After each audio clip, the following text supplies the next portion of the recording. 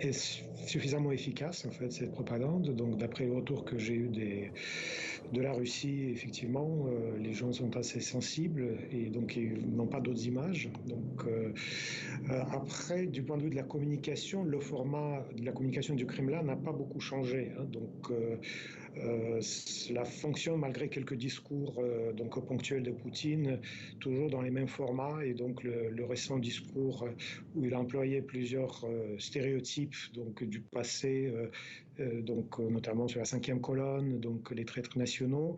Donc tout ça, ça se fait dans le cadre d'une réunion avec les chefs des sujets de la fédération, donc les chefs régionaux, comme bon si c'était une réunion de travail normale.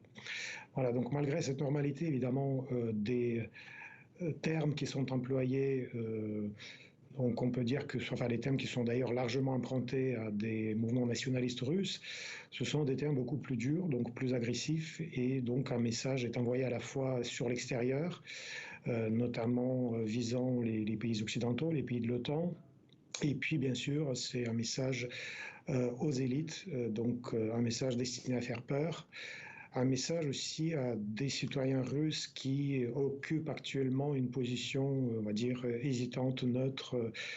Donc un message qui finalement traduit tout ce potentiel répressif qu'a désormais le pouvoir. Et donc il faut dire que ce potentiel s'est formé après 2014. Donc la législation répressive s'est beaucoup renforcée, hein, donc Oui. élargie ces derniers temps. Vladimir Poutine parle de génocide en Ukraine. Il y aurait des nazis dans le pays. Les chaînes de télévision russes relaient ces arguments, mais peuvent-elles faire autrement? Eh bien, comme nous avons vu, oui, il peut y avoir on va dire, des oppositions spontanées, donc avec Marina Fianikov notamment.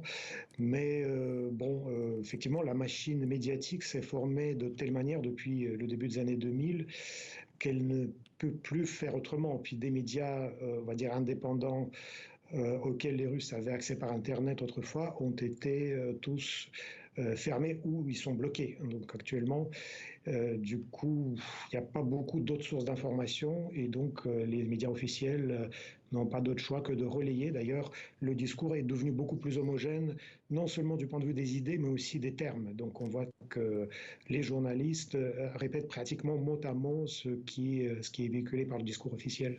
Alors la Russie affirme avoir tiré ce week-end des missiles hypersoniques en Ukraine, des armes invincibles selon Vladimir Poutine. Là aussi, on est dans la propagande. Le président russe qui dit « Tremblez, nous sommes les plus forts, les mieux armés ».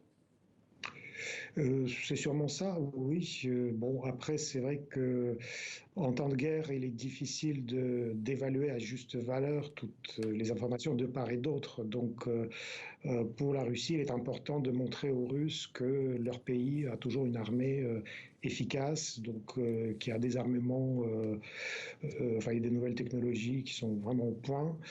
Donc de montrer encore une fois une normalité de la situation, de ce qu'ils appellent l'opération spéciale.